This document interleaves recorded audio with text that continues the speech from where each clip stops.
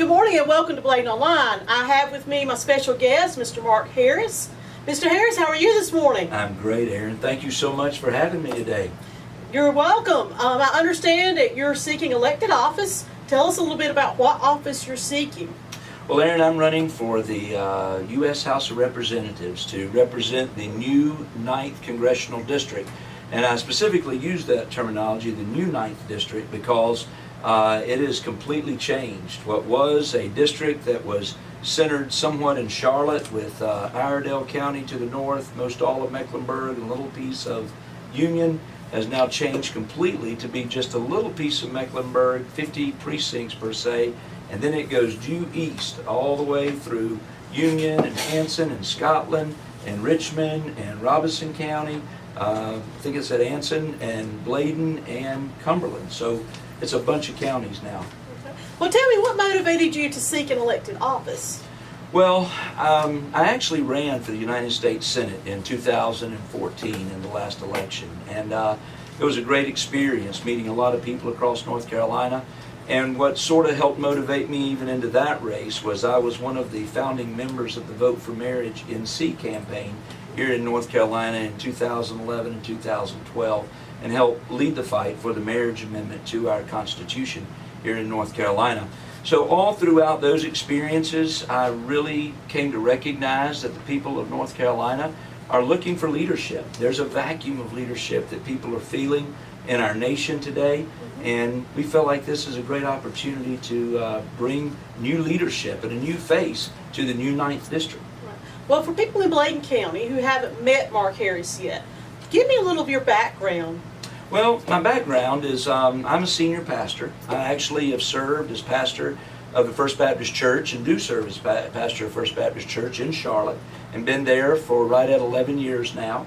Prior to that, I've served as a pastor in Clemens, North Carolina, and Augusta, Georgia. And so I have 28 years of experience as a senior pastor, and really prior to that, did a couple of years in youth ministry. So born and raised in Winston-Salem, went to Appalachian State University, graduated from there, was headed to law school when God called me to preach, and actually went to Southeastern Seminary instead, and have had that opportunity to lead our Baptist State Convention of North Carolina, serve as a trustee at Southeastern Baptist Theological Seminary, and chairman of the trustees there back in 2006. So a number of different leadership roles. Well, tell me a little bit. I know there's some concerns here in Bladen County with such issues as our education system, with funding, and funding is very tight. And so tell me a little bit about that. What are your thoughts on our education system and how we can make it better for our students? Well, let me just say this. I think you can't hardly talk about the education system, Erin, without talking about the whole state of our federal government right now. Primarily because we're $19 trillion in debt. We have $120 trillion of unfunded liabilities. And when that becomes the case, we're in a situation today where the federal government has got serious problems.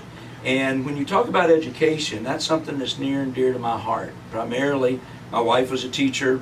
Her mom was a 30-year public school teacher. Her sister's a principal in Winston-Salem. My daughter went to Appalachian State. She's also an elementary school teacher.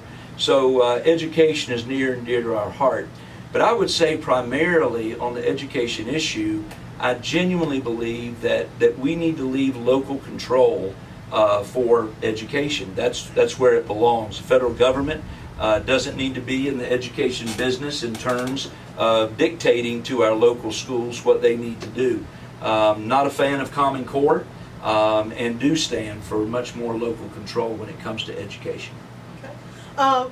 Another thing is Bladen County is heavily agrarian, and so we rely a lot on agriculture for our economy. Sure. Tell me a little bit about your thoughts on agriculture. Well, I believe agriculture, without question, is the backbone of North Carolina. Has been and continues to be. And one of the things that's fascinating, I was talking recently with a gentleman that owns a big equipment company selling farming equipment in Union County.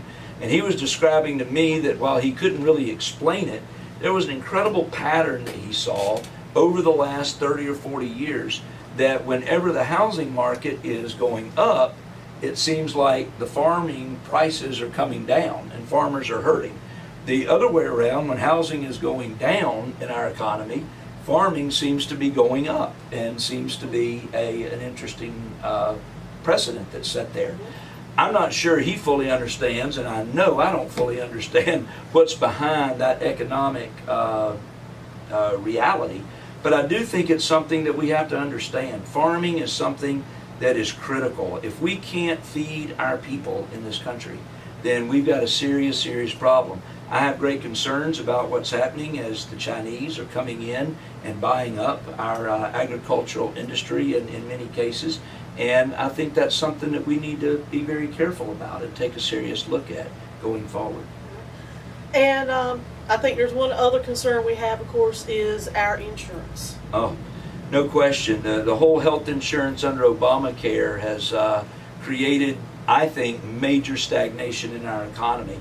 As a pastor of a local church, sometimes people don't think about the business side that I have to deal with as a pastor. Our church has a budget of about $3 million, and our staff deals every year. We have to deal with the insurance issue.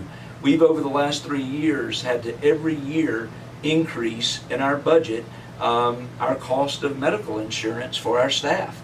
It's gone up as much as 25%, 20%, 18%. And even this upcoming year, our fiscal year runs from June 1st or July 1st to June 30th. We're finding ourselves once again, just to be prepared, putting another 25% increase in our budget so that we'll be able to handle the cost.